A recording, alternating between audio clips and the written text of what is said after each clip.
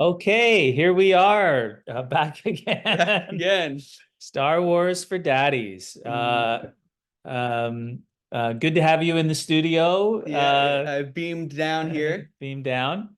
And yeah, today we're going to be talking about Halo for sure. Yeah, episode 6 Onyx. Episode 6 Onyx. Okay, well, let's just dive right in. Maybe Okay. we're going to do a special March break edition, home from university edition where we watch episode 6 6 and then the 7th, and then we'll also talk about that trailer we watched for the and other talk one. about the trailer. So we're going to talk about episode 6 now, and then we're going to watch 7 and we'll be back for a quick, keep it quick. So So, let me tell you how what I all thought. right, How yeah. about because you're the expert and I'm not. Um uh Quite a bit of battling at the beginning, right? And Yeah. and then a lot of like kind of like different alliances, people figuring things out, hmm people question, a lot of shifting situations going on, Yeah. I thought, right? Like the Like big the elites as well. Them like just like fight each other. yeah, that's right. The elites fighting each other, and then of course the big thing. I'm trying to remember. Did The they Spartan connect? 3 guys, I Did think. they reconnect at the end of it? Like, I mean, the whole thing was focused on Right. them both, Okay. Right. getting to So, the artifacts right. and kind of So connecting. And Master Chief reconnects with Cortana. It seems like, the relationship I think is I getting to be think I better. mean it just jumped in my head. I think the most amazing thing hmm Was is of the about Cortana and what she doing, right? She's got three different people that like, think that she's working for them. yeah, that's There's kind of like three different sides going on, right? Like yeah, each one of them, she showed up and was like fully committed and like talked about the other people, yeah. I but feel she that's got them, she's building trust with three different humans and they don't right. know, and we don't know who's who, right? Like I she's so interesting. Yeah, so I'm maybe thinking that she's gonna keep on trying to work with like the UNSC humans because that's what she was created for. But the cool thing about her is, oh right, her is the fact that she's a smart AI. So she's not like AIs that you'd maybe seen movies that are just kind of like programs and like just do certain things. Right. Smart AIs are have like their own whole personality because they're based off of a cloned human, or either a cloned human brain in the case of Cortana, or a dead like organ donor basically for most other smart AIs. So like they have their own whole personality and can do this whole other thing. So I'm thinking that she's staying on the UNSC side and with the Master Chief, but we've still got to figure But that Master C. Chief isn't Well, UNSC anymore. What is he's his goal is still to protect humanity, I think. Well, I'm not saying he's a bad guy, but I'm just saying that she's working for three different people whose interests are not necessarily aligned, Right. right? Because Master Chief and I'm blanking on her name, the Uh leader there, yeah, the human working with the aliens. no, the UNSC, Oh, Halsey? no, not Halsey, the The the woman who's like running the army and right, okay, I you forget know, her name, but yeah. yeah, I think okay. Yeah. So So, but what I mean is there's three different people that Cortana is working with, yeah. is thinks and is building trust with them, like is saying like, I'm like she's like a triple agent, and we don't know who Yeah. she's at least Yeah. a triple agent, Yeah. right? I guess an AI can be Oh yeah, a AIs are like they're yeah, more than human that's what I almost. Like mean. they can.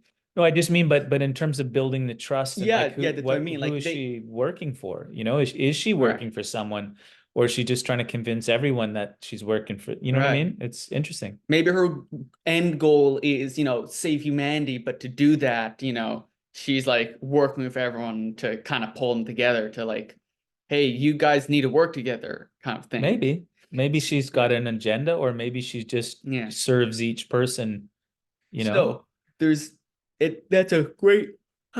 Oh, so there's that, and there's also I think personally the biggest thing of the episode was the Spartan threes as well. Like, Right, getting yeah. So involved, the right? whole thing is that like Like they're there was a long, training. it Yeah, was a long training episode, right? yeah. And So there's um things I don't exactly like about that episode is the fact that while the Spartan threes are training against like are training to like board Covenant ships and disable them, the Covenant ships don't exactly look like Covenant ships from Halo because okay. you see how on the outside of the ship it kind of looks purplish and like or like not like blue and like grays, but like instead of like the human ships, but it looks more purplish on the outside of the ships, Papa. Mhm. So Covenant ships are also purple on the inside. Like they're like purple-ish colors and like weird alien symbols. And like to me, the Covenant ships in this show are weird. They don't look like they should. So there's that. Another thing that I didn't exactly like about the training video is that, or training program, is that we don't see any of the Covenant that they're fighting against. They're just being shot off screen, basically. So that's kind of weird to me. Well, there was the whole that what I liked about this is that there was so much like tension kind of. There's all these different sides, all this Yeah. stuff. There's still a lot of secrets. Like you're just like there's so many, like like we were talking about the AI, you weren't sure like she's like a triple or quadruple agent or Right. whatever. But also like that whole thing about the training, and people are wondering like why Why once the when simulation end once they reach? right, Okay, because so it's harder to fight your way out than fight your way in or let me whatever, tell right? you a bit about that. So that's in the pile of things I like about this episode. The first thing is how like these guys are training to get onto a Covenant ship. That's really cool. The second thing I like about it, there's quite a few things I like about this episode. So, second thing is that this show's doing better at showing how Spartan 3s aren't invincible, unlike the Spartan 2s, who, according to lore, should be a lot more invincible than they've shown. Especially like even one of the characters in the show called it out, like your Spartan 2s didn't get a shot off before they were killed.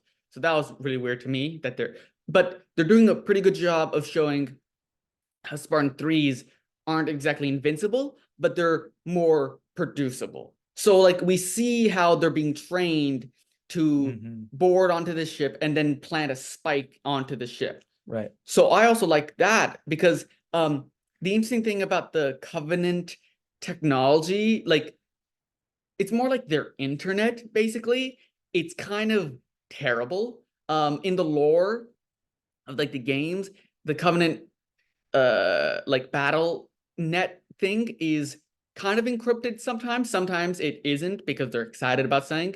But like it's military information mixed in with like normal lifestyle things or like prayer music, and like so it's a really like tangled up mess. So the fact that like they're delivering a spike and it knocks out the ship systems, that's really cool. What I also like is how in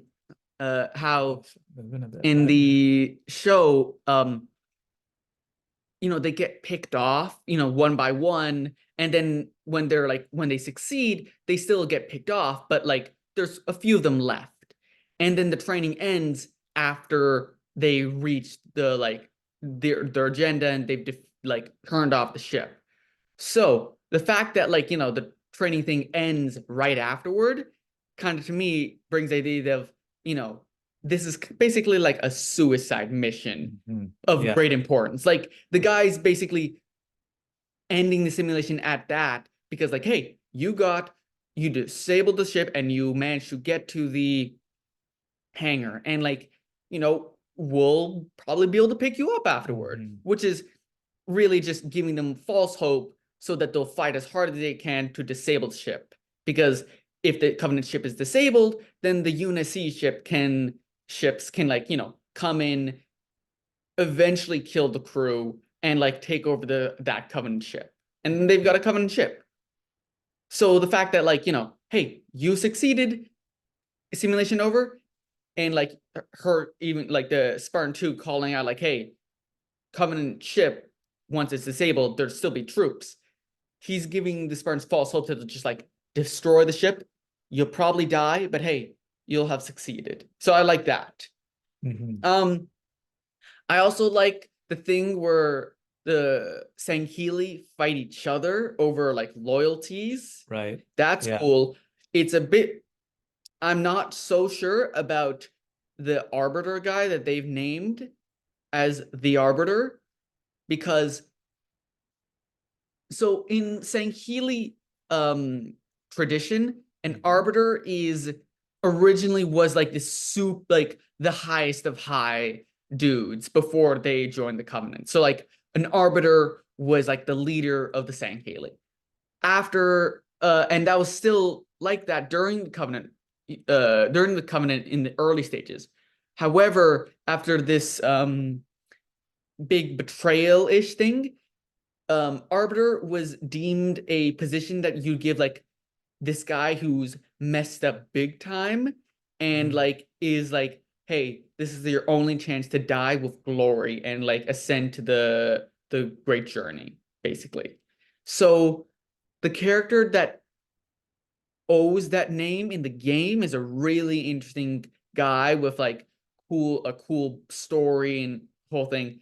But I'm not so sure about this guy who just has the name and like hasn't done anything that really deserves him of being so shamed. Because like, so the Arbiter has got kind of a shame to it. yeah, so like the Arbiter we know is not him. So that's kind of weird to me. Well, I thought it was interesting because there was just so many, there was some fight scenes in it, right? But then there was also just all these different like shifting alliances, fights on both sides, like people, a lot of plot lines. Right. And in this episode, to me at least, this succeeded at keeping all those plot lines both separate and together. Like it managed to have a balancing act of making sure that all these worked. And it did. And that's something I wish that would happen more in the show. Okay, well, that was episode 6. We're gonna watch episode 7 and come back. But what about anything else interesting in sci-fi in this week? You sent me a the Fallout trailer. We should, Yeah. you know what? We should watch that either after this episode, I mean, after the episode we finish, like Right. episode 7, or maybe even we could do like other YouTubers and we watch that episode while we do this. Sure. And we react right afterward. Sure, we can do that. Just setting things up. Fallout is a video game. It has what? Fallout 5, Fallout. It's got like 1, 2, 3, maybe 6, maybe 7 games, like mainline games. They're really great games. So, and I did watch the trailer, and what I will say is it is also curiously following along with that idea of like steampunk sci-fi, which has got, it's set kind of in a rigid, it's got certain aesthetic almost. And technology aspects and things from a very specific period, and yet has other parts from sci from the future sort of. So it kind of mixes different eras in a curious kind of steampunk way. Yeah, like to me, kind of reminds me of when like people take this old car but add these new like super powerful parts to it. And that's kind of like, yes, steampunk is like, that's what this show kind of is. It's got like the aesthetic and like the world building blocks and like colors of the 1950s, but mixed in with super advanced technology in some sectors and not as advanced in others, mixed in with like post-war nuclear fallout. Right. Okay, well, so check out Fallout, check out Halo, check out our YouTube channel and Subscribe subscribe. and hit that thumbs up, please. Hit that thumbs up, please. Okay. We'll be back in a new episode soon.